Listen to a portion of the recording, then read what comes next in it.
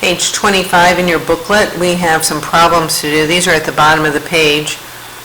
It asks us to use the sum and difference formulas to find the sine of 105 degrees. If we look at the unit circle, I don't have 105 degrees on there. So I need to figure out what combination of numbers, and there's more than one right answer, will give me 105 degrees. Well, I selected 135 minus 30 will give me 105. So the sine of 105 degrees will be the sine of 130 minus 30. The sum and difference formula, I have it right here. The sine of 135 degrees, I go to the unit circle, 135 degrees. The y value for sine is root 2 over 2. I fill that in. The cosine of 30 degrees on the unit circle, cosine of 30 is root 3 over 2. It's my x value. Minus cosine of 135. 135, my cosine is the x value, so negative root 2 over 2. I fill that in. The sine of 30 degrees right here, the y value is 1/2. So now I multiply. And when I multiply, I have the same radical index, so that's root 6 over 4. Negative times a negative will be a positive. Root 2 over 4, I have the same denominator. I then can combine these two into one term, but no,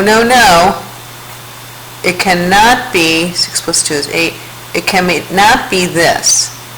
That is wrong. You can multiply radicals, like up here, because I have the same index, but I cannot add them. If I had root 2 plus root 2, that equals 2 root 2. That's allowed. This is okay. All right, cosine of 15 degrees. I go back to that unit circle, and what combination will give me 15 degrees? I selected 45 minus 30 gives me the 15 degrees. So the cosine of 15 degrees is going to be the cosine of 45 minus 30. I'm using my difference formula for the cosine. You can look at this, pause the video so you can spend a little more time on it. And now I actually got the same answer as up above, which is kind of interesting. So if I wanted to check these, let's take a look. I'm using this calculator because it does the radicals for me. I'm in degrees, so the sine of 105 degrees is root 6 plus root 2 over 4. That's good. The cosine of 15 degrees, root 6 plus root 2 over 4, that's good. Now if you did it on your other calculator, your TI-84, then you would have to take this answer and the one that they gave you in the calculator and convert them both to a decimal. The tangent of 5 pi over 12. Well, on my unit circle, I don't have anything over 12. Maybe I have some things over 6 or over 2 to get a common denominator, but I looked at anything that would be over 4 and over 3 because I can get a common denominator. Pi over 4 is 3 pi over 12. I looked at the next one. Pi over 3 is 4 pi over 12. 2 pi over 3 was 8 pi over 12. Oh, when I look at these two, 8 minus 3 will give me the 5. So the tangent of 5 pi over 12 is the tangent of 8 pi over 12 minus 3 pi over 12.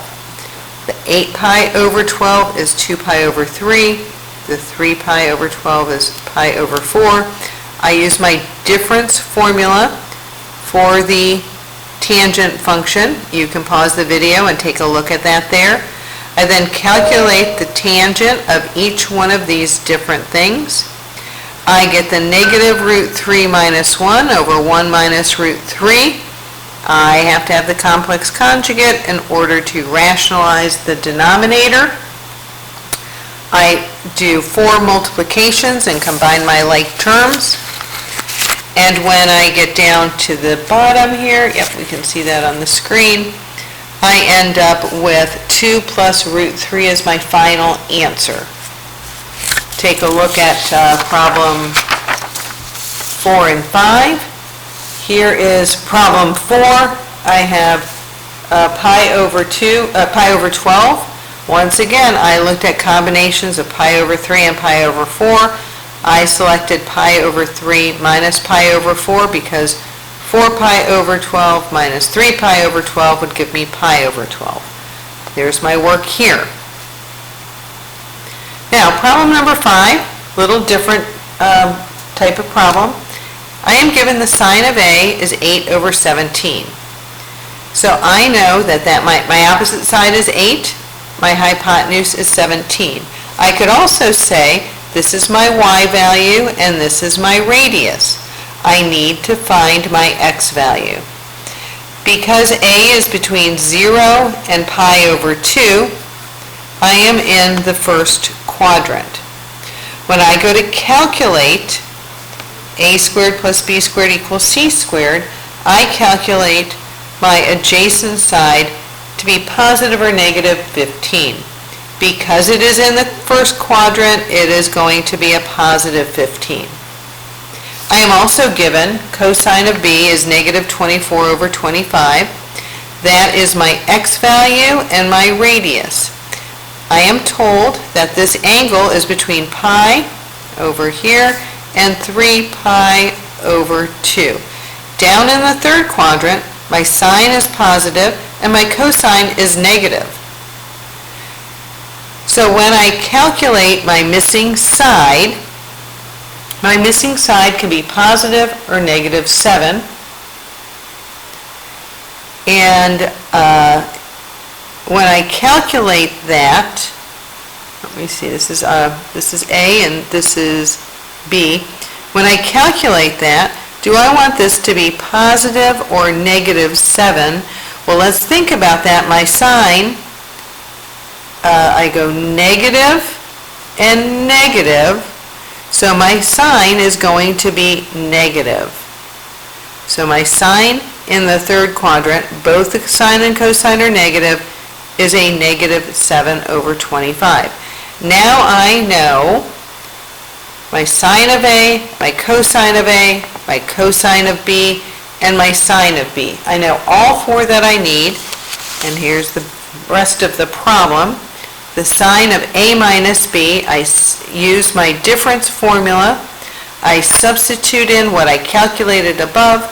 I combine my like terms and I simplify if necessary. I leave it as an exact value. We can pause the video to take another look at this. Problem 6, 7, and 8. Let's see. So this is also on page 25. On problem 6, I'm going to use the sum formula.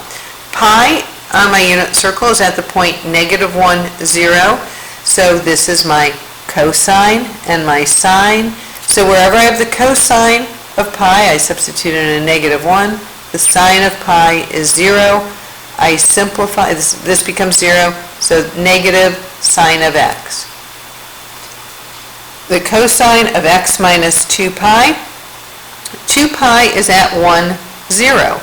This is my cosine value. This is my sine value. I use my difference formula here.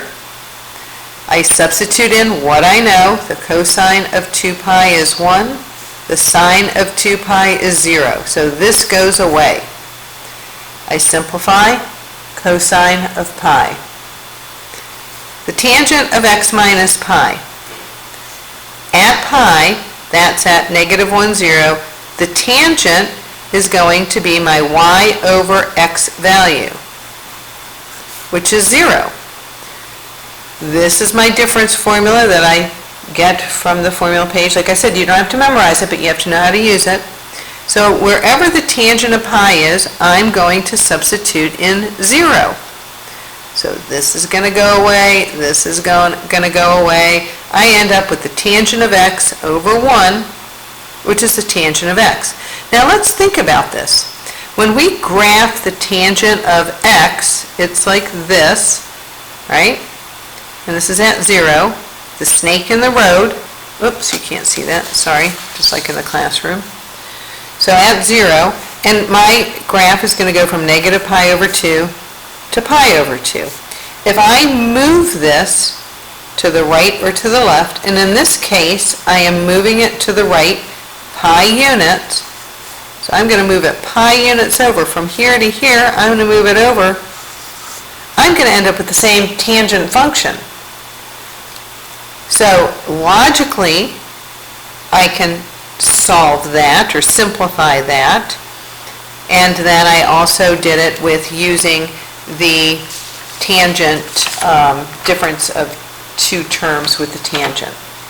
All right, so that is it for this section. I'm pretty sure I haven't flipped the page in my booklet, but I will check in a moment.